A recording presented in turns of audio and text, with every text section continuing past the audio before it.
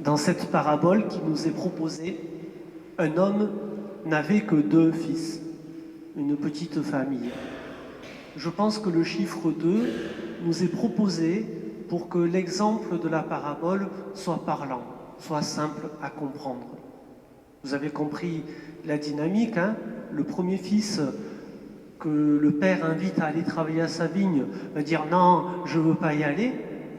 Et puis ensuite, il va revenir sur sa décision et finalement, il va aller travailler à la vigne, accomplissant ainsi la volonté de son père qui lui l'avait demandé. Et puis le deuxième fils, vous avez compris, lui dit oui, oui, j'y vais, j'y vais. Et puis finalement, il n'y va pas. Évidemment, on comprend bien, lorsque Jésus pose la question, que celui qui accomplit la volonté du Père, c'est bien le premier fils, même s'il a commencé par un refus. Même s'il a commencé par un refus. C'est un peu l'histoire de ma vie. Moi, je me reconnais bien dans ce premier fils. Parce que j'ai reçu une éducation chrétienne depuis tout petit. À côté, là, à Bonneveine, hein, c'était pas très loin, où j'ai été baptisé, communié, confirmé, et j'ai fait la profession de foi dans cet ordre. Voilà. Mais je ne croyais pas en Dieu. C'est venu beaucoup plus tard, à l'âge de 17 ans, à l'occasion d'une conversion. Vous connaissez, pour ceux qui ont lu le petit mot que j'avais écrit quand je suis arrivé pour me présenter. Et puis après, plus tard, il y a eu aussi, vous savez, l'appel. Si je suis là, doutez bien que c'est pas moi qui ai décidé un jour de devenir prêtre. C'est parce qu'il y a un certain bon Dieu là qui est venu me solliciter, qui m'a appelé à ça. Et là, pareil, j'ai très bien illustré le premier fils en disant non, ça ne m'intéresse pas de devenir prêtre. J'avais d'autres projets. Moi, je voulais me marier, avoir des enfants. Ça me semble bien comme chose, comme engagement dans la vie. Et puis voilà, le Seigneur, lui, il avait un autre plan pour moi. Et pendant plusieurs mois, ça dirait quasiment une année scolaire, je disais non. Et puis, m'étant repenti, comme le premier fils, j'ai fini par dire oui. Je peux vous confesser une chose, vous confier quelque chose, frères et sœurs. Le jour où j'ai dit oui à ce projet de Dieu, ça a été un des jours où j'ai vécu une des joies les plus intenses de ma vie. Une des joies les plus intenses de ma vie. D'accueillir finalement cette volonté de Dieu sur moi.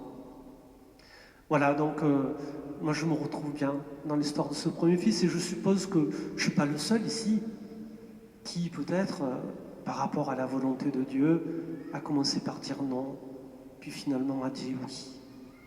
Puisqu'on parle de la volonté de Dieu, on a quelquefois un problème dans notre foi catholique. On a tendance, vous savez, à opposer la volonté de Dieu à notre propre volonté.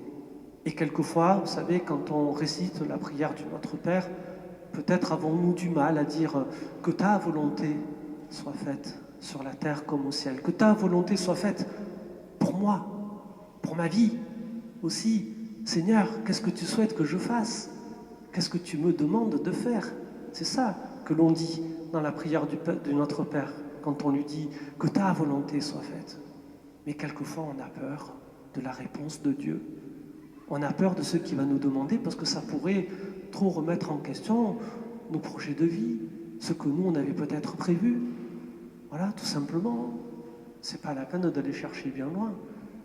Et demain, vous savez qu'on va fêter une sainte que j'aime beaucoup, Sainte Thérèse de l'Enfant Jésus.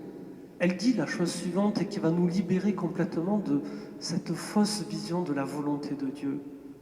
Elle dit à un moment donné dans sa prière, « Seigneur, je te bénis parce que tu m'as fait désirer tout ce que tu voulais me donner. » Je redis cette prière parce qu'elle est magnifique. « Seigneur, je te bénis parce que tu m'as fait désirer tout ce que tu voulais me donner. » Et Thérèse, elle a compris une chose, c'est que finalement la volonté de Dieu, elle était déjà inscrite en elle, dans ses désirs les plus profonds.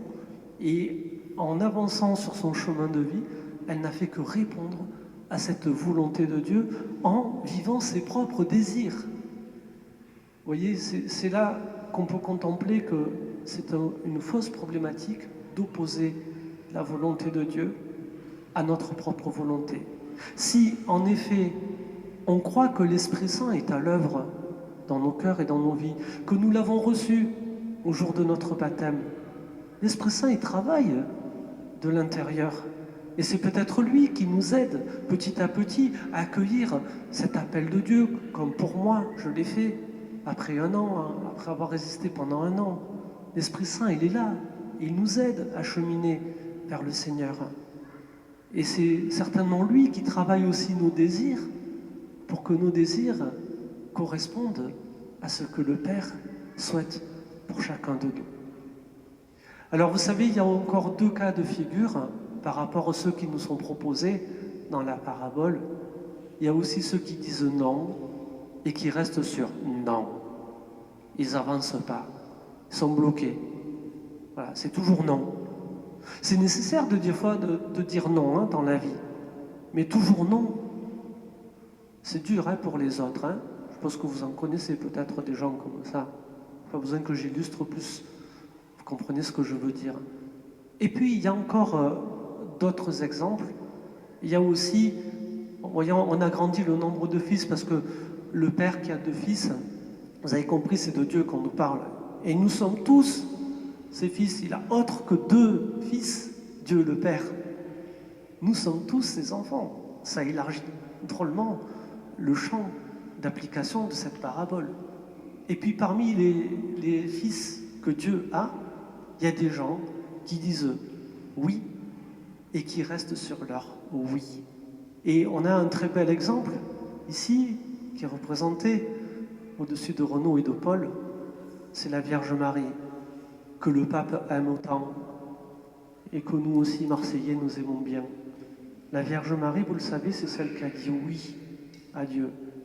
Et elle est restée sur ce oui, même jusqu'au pied de la croix, où elle s'est tenue debout, assistant à la mort de son fils. Elle n'a été que oui là aussi.